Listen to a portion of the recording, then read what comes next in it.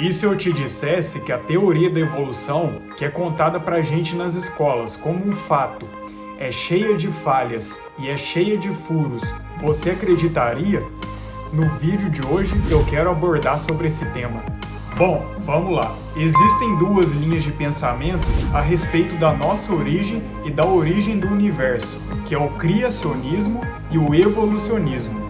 A primeira, que é a criacionista, defende que existe um Criador por trás de toda a criação do universo, da natureza, e que ele criou toda espécie de vida na Terra com um propósito. A segunda ideia, que é propagada na sociedade atual e predominante na comunidade científica, é chamada de teoria da evolução. Essa linha de pensamento defende que a matéria se transformou em vida de maneira não intencional e que, com o passar do tempo, foi se desenvolvendo desde estruturas unicelulares até que se expandiram e formaram estruturas mais complexas. Até que, por fim, chegou no desenvolvimento definitivo do homem.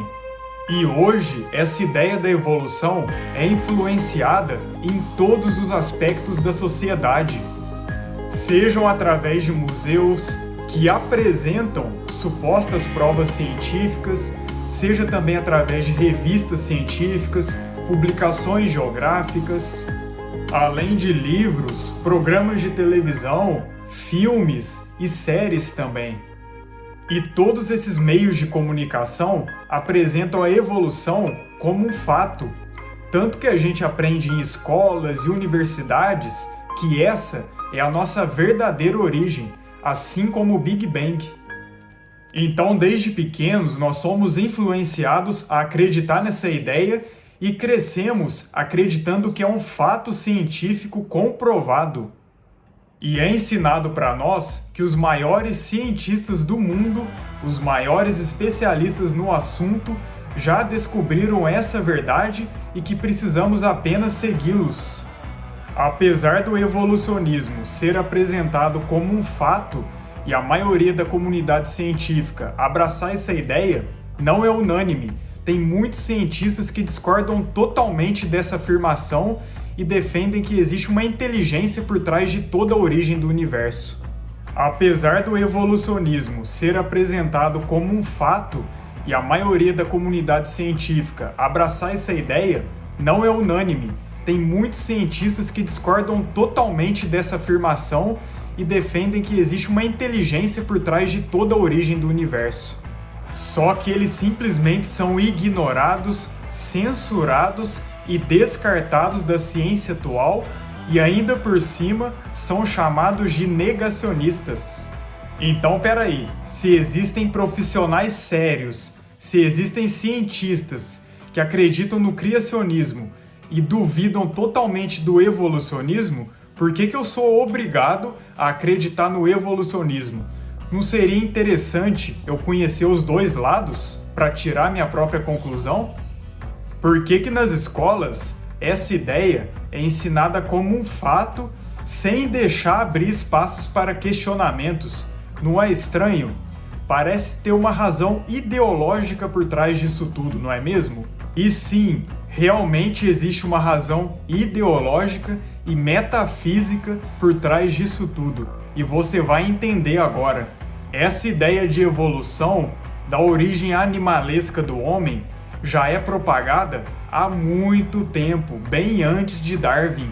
Gilgamesh, antigo rei da Suméria, que viveu por volta dos anos 2500 a.C., em sua epopeia, descreveu a si mesmo como tendo duas partes, uma divina e outra humana e animalesca como resultado da evolução do seu ser. O filósofo grego Anaximandro, que viveu por volta dos anos 500 a.C., dizia que os seres humanos evoluíram a partir de seres aquáticos parecidos com os peixes, e que esses seres teriam abandonado a água em busca de se adaptar à vida terrestre em busca de melhores condições. Não é exatamente isso que o evolucionismo propaga? O também filósofo grego Epicuro, que viveu por volta dos anos 300 a.C., defendia a ideia que o universo foi gerado pelo movimento de átomos governados pelo acaso. E é exatamente essa alegação que o evolucionismo faz, que o universo e a vida criaram a si mesmos. Esses filósofos que defendiam essa hipótese receberam essas ideias de antigos sumérios, egípcios e hindus. A crença hindu, por exemplo, é de que Brahma, o universo, gerou a si mesmo espontaneamente há bilhões de anos atrás. Notou aí a semelhança? E que com o passar do tempo foi evoluindo o seu ser e deu origem a tudo o que existe. A crença hindu defende também que a gente reencarna várias vezes em corpos diferentes, em seres vivos diferentes, durante um longo período de tempo. Só para você ter uma ideia, a tradição hinduísta fala sobre 10 encarnações ou avatares do deus Vishnu. A primeira dessas reencarnações teria sido em um peixe, a segunda em um cágado e a terceira em um javali. A quarta teria sido em um homem-leão, a quinta em um anão e a sexta em um homem imperfeito fisicamente. A sétima seria em um homem perfeito, cujo melhor amigo é um macaco-deus. A oitava seria como Hare Krishna, já a nona e a 10ª são controversas. Porém, muitos dizem que a 9ª encarnação de Vishnu aconteceu em Buda, o pai do budismo, e a última aconteceu em Kalki. Toda essa escala de encarnações não poderia ser mais condizente com a teoria evolucionista. Afinal, temos aí a semelhança entre o ser primordial, que é o peixe, o anfíbio também, até o ápice da evolução, que é o homem, amigo ou primo do macaco, como diz Darwin. Então vemos aí que a ciência moderna, que defende com unhas e dentes o evolucionismo, é inspirada nos conceitos desses deuses hindus do passado. A evolução não é um fato científico, mas sim um mito gnóstico propagado desde os tempos antigos. E agora, em todas as instituições acadêmicas do mundo. O Dr. Wolfgang Schmidt, renomado professor de física e matemática, dizia o seguinte: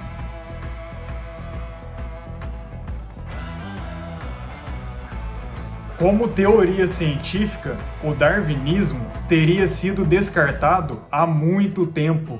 O ponto, porém, é que a doutrina da evolução varreu o mundo não com base em seus méritos científicos, mas sim com a sua capacidade como mito gnóstico. O evolucionismo afirma que os seres vivos criaram a si mesmos, o que não passa de uma afirmação metafísica. Portanto, a doutrina da evolução é uma doutrina metafísica trajada de científica.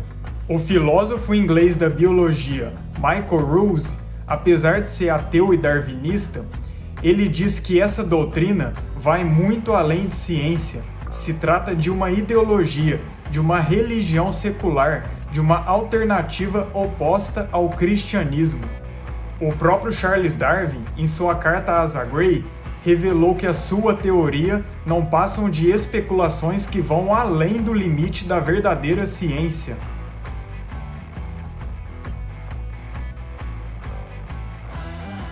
Se o próprio idealizador da teoria disse isso, quem sou eu para discordar, não é mesmo? Um dos fósseis de hominídeos mais famosos, que é o fóssil de Lucy, é considerado um dos mais antigos e essenciais da ancestralidade humana. O crânio de Lucy é idêntico ao do chimpanzé, não só na aparência como também no material genético. A revista científica American Anthropologist publicou em 1983 que Lucy nunca foi um ancestral humano, mas sim uma espécie extinta de chimpanzé. E mesmo assim, até hoje, o fóssil de Lucy está localizado no Museu de Nova York e ainda é apresentada como ancestral do ser humano.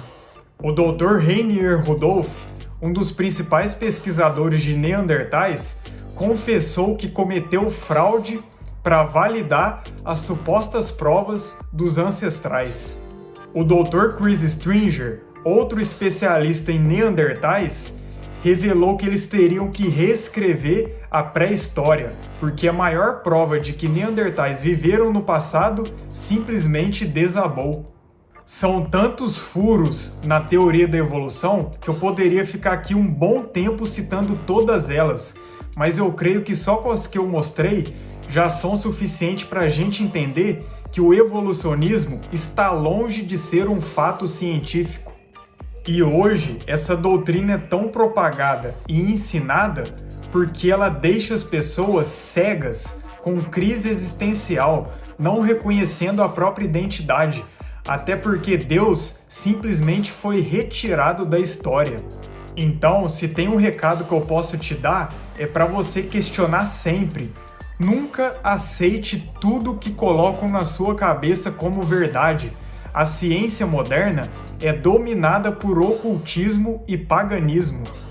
Nós vivemos em um mundo baseado em mentiras e interesses, e a partir do momento que te colocam como um animal, rebaixam o seu verdadeiro significado nesse mundo.